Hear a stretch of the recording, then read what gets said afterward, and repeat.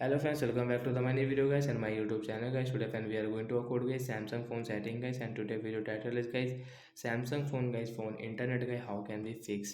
Friends, we want to fix guys Samsung phone guys phone internet. So friend, how to fix today friends, I will show you, I will tell you guys. So before starting video friends, first of all go and subscribe the channel guys, click the bell icon, like the video.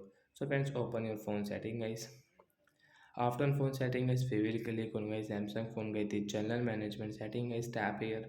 Then guys scroll it and then click on guys the reset option guys, tap here. Reset network setting guys, tap here guys, click on reset setting.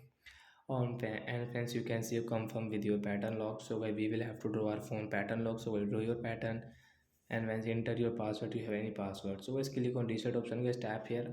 After some second guys, your internet problem will fix in Samsung phone device. So that after reset guys, you can use guys phone internet setting without any problem. So that's it guys, thanks for watching the video guys. I hope friends you understood how to fix internet in Samsung phone device. So bye guys.